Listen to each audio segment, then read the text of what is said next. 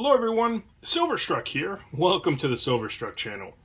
I've been slowly working on my constitutional stacking, little by little, adding constitutional silver when I can. It has been difficult, of course, because of the premiums that we all talk about that have lasted for quite a few years at this point. So adding constitutional slow and steady for me has been the name of the game. I'm working on various tubes. As you can see, sometimes I'll write, this one's -3 here on the lid of the tube, and that's to let me know that I need to stack 3 more Washington quarters to fill that tube. Same thing for some halves here, and so on and so forth. So over the last month, I've been steadily picking up some 90% constitutional, and I have some tube fills, including a Barber half tube fill, which I didn't think was going to happen. So let's get right into it, and I'll show you what I've been up to. Here we are with a couple baggies full of a few different pickups I've made over the last couple weeks. First pickup here are 1964 Kennedy half dollars. So I like picking up 1964 Kennedy halves. Yes, they made millions and millions of these. Yes, it's boring silver, but as far as not having any silver loss, these didn't spend a whole heck of a lot of time in circulation comparatively to Benjis and definitely Walkers, let alone the Barbers. So pretty cool. Going to be filling a complete tube with this.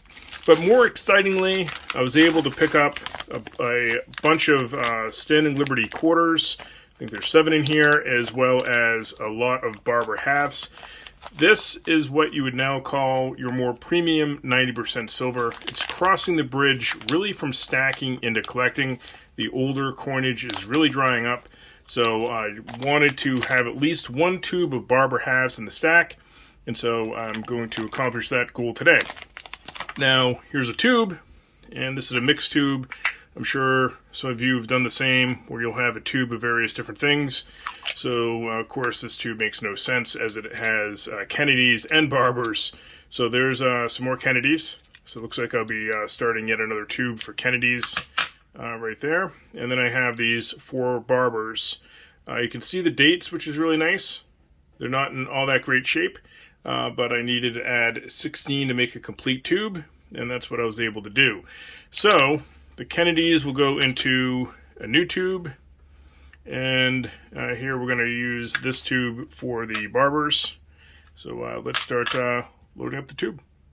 So before I fill some tubes here, I thought it might be a good idea to pause and step back for some of your newer stackers out there to go over the 50% half dollar and a little bit of history here. So starting from the right-hand side, we have the 1964 Kennedy half dollar. This is the only Kennedy half dollar in the series that is 90% silver.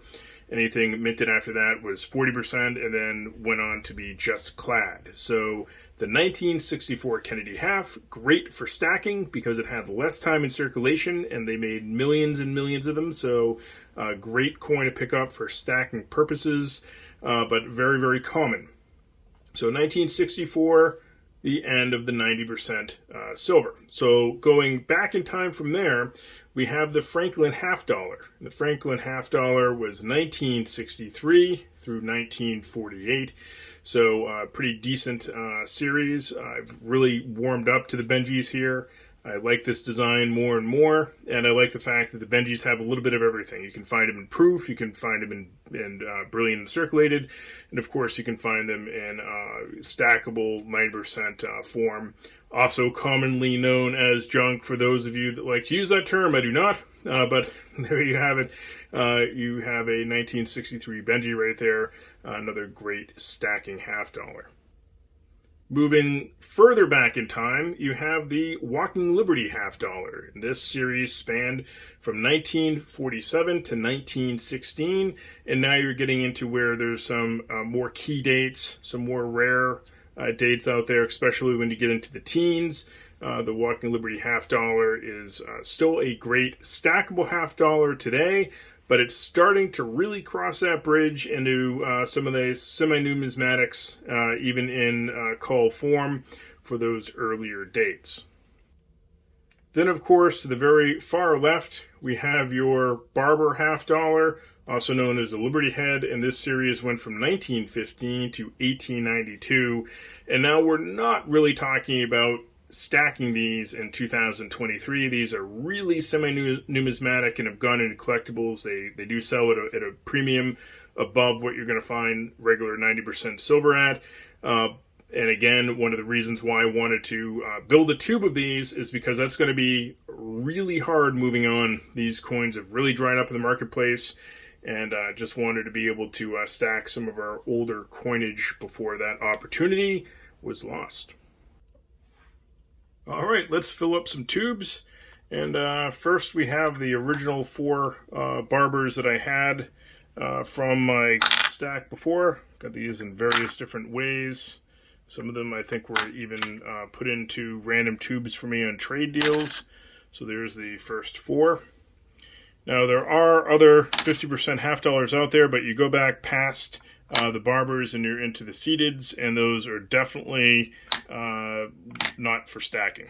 You're not going to find those at any type of reasonable stacking price. Those are purely numismatic coins at this point. So again, that's why stacking some of these coins, especially being able to get some of these earlier days from the early 1900s and 1800s, was just a thrill. So just super happy to finally have a tube of Barber halves. Hopefully you guys didn't mind this short history lesson if you're a veteran stacker. And if you're new to stacking, maybe that was helpful to you. Here's the last one. And there we go. So beautiful tube of Barber $half. Excellent. Our next tube fill are Standing Liberty Quarters. Now this series spanned from 1916 to 1930, and then of course the Washington quarters took over from there, and they had a very long run. So these quarters are now also at a premium and harder to stack. I will tell you that I had to pay 30 times face for both the Barbers and the SQLs. SLQs, I'm sorry. And so for me, that was worth it. I wasn't able to purchase enough to fill this tube here. So I have 13 quarters in the tube, and I was able to pick up 7 of these quarters, which is fine by me. Part of the fun of being able to stack in tubes, of course, is having a shopping list at the local coin store and collecting these bit by bit, or stacking them bit by bit. So there you have it. We have now exactly 1/2 tube of Standing Liberty Quarters, and hopefully I'll be able to work on this and pick up a couple dollars face at a time as I'm able to find these and be able to build 1 tube. I only care to really have 1 tube of these, as they are a little bit more expensive to stack, but I am hoping to build a tube of Standing Liberty Quarters. Last up, I have an entire tube of 1964 Kennedys, so these are going to be pretty easy to deal with. Hear that silver sound. These are in excellent shape, and simply just going to add these into a tube here. Of course, I do have some spares. Did not realize that I had a partial tube, so I'm going to have to go back and start stacking more of these. There's 20 to a tube, so I have another tube already started. Now, like I was saying before, these are super common. A lot of them were not circulated very well at all, and so it is a great coin to be able to stack. As you can see, the condition is excellent for these. They're all pretty much BU or AU condition, about uncirculated. Some of them may be very lightly circulated. So 1964, a very boring but proper coin to be stacking. And so here we have yet one more tube of the 1964 halves. And there you have it. All right, there you have it, my friends. My 90% constitutional stack, most of it anyway. Have some work to do. I have that partial tube of Kennedys here to be working on, so that's fun. I also have a partial tube here of Walkers, partial tube of Benjis, And then, of course, I'm still working on my Standing Liberty quarters, and I have a few Washington quarters I need to add to my stack there as well. So more 90% constitutional stacking in my future. You'll have to let me know in the comment section, what is your favorite 90% constitutional coin to stack? I look forward to reading your comments, and as always, thank you so much for watching.